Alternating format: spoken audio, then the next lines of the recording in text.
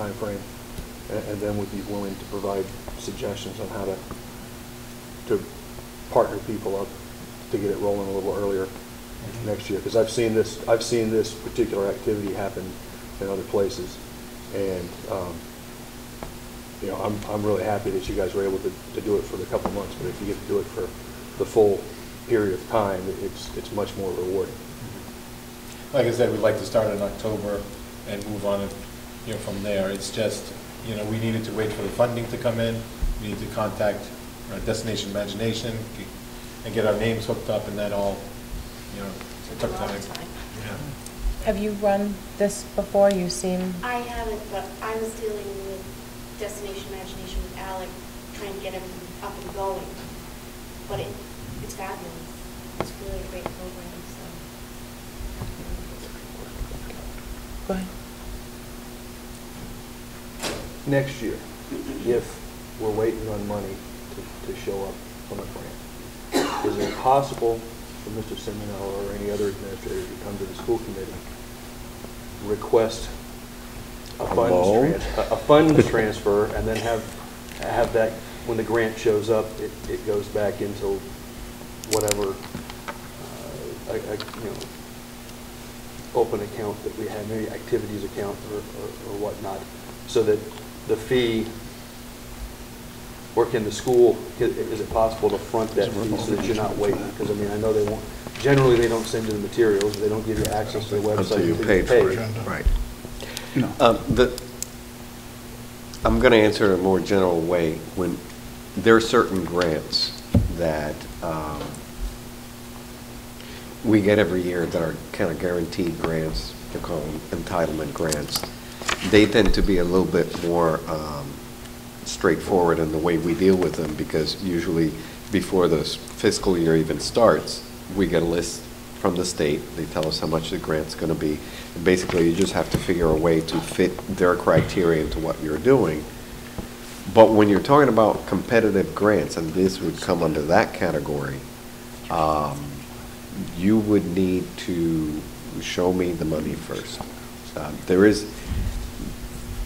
is no way to have one budget front for another and then reimburse that budget.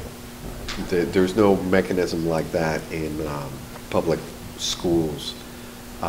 Obviously, it could be one of those things, you know, we were talking about this last night at the FinCom. You have a pot of money, you provide priorities what you want first. Now, could this be a priority and then say we'll do this but not that, and then we'll go after the grant for that, which may happen later in the year? That's a whole different story. That is one way you could accomplish what you're saying, but it may mean that whatever that other thing is that you're putting off to the future, that may or may not get funded if the granting authority, in this case would be the foundation, decides that's not a project that they want to fund. Part of the issue with this project is it was something that was attractive to the foundation committee that deals with the applications. But, you know, they have their own mechanism. There's a timeline to apply to them. There's a timeline for them to respond back, then to pay the money, then to receive the stuff back. So, you know, the most we could do is ask the foundation if they could put up their grants earlier.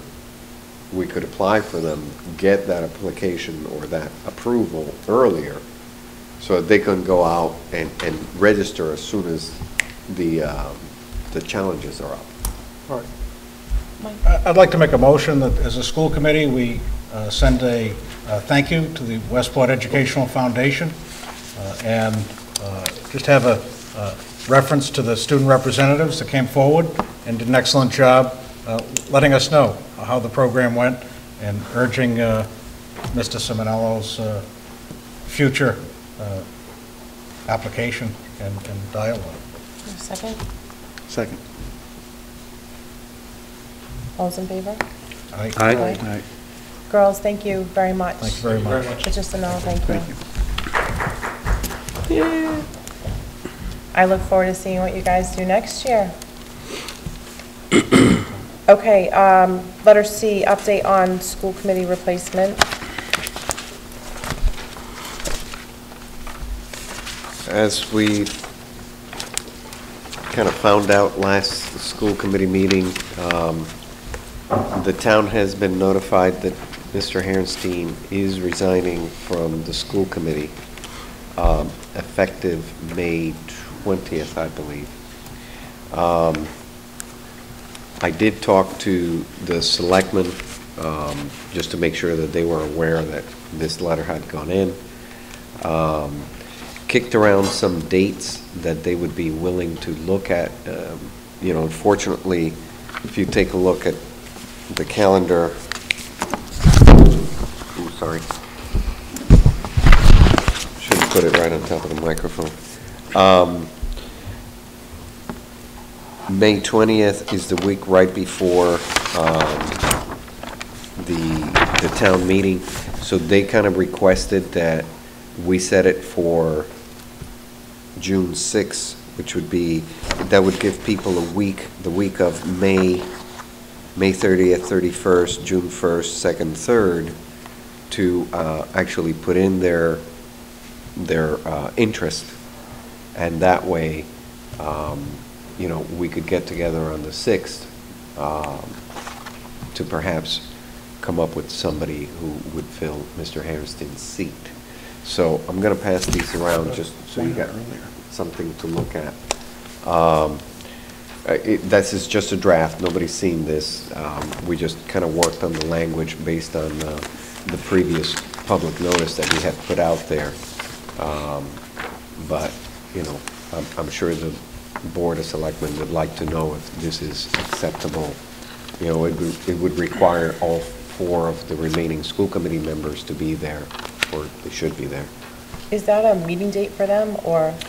No, it isn't, and that was part of their request, was that it wasn't done at the same time. Because usually we have that meeting up here, so they didn't want to have to come up here and then try to rush down there to have their own meeting and try to have 2 meetings on the same night. And the week before is Memorial, or is it 2 weeks before Memorial Day? No, the week before is Memorial Day. Basically, if you look at the policy that we included, it says that the townspeople should have a week's worth of time to consider their candidacy. But the problem is with the town meeting in the middle of that week, right after Mr. Harenstein exits as a member, they didn't want to force people to be just searching and looking for the announcement, where do we turn the stuff in.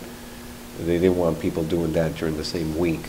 So they said if we could publish this notice the week of town meeting, then it gives them the week after town meeting, and then we meet right after that to kind of consider the people who apply. Mike? Just to guide this conversation, did you say what, BBBE? So first step, although we don't have a copy yet of the letter that was submitted to the town clerk, the first step is for us to receive a copy of that. Thereby, by virtue of your having it, we've been notified effective today. Our role is to within 30 days, notify the selectmen. Let's do that tomorrow, okay? I know we've heard from them, yes, they know.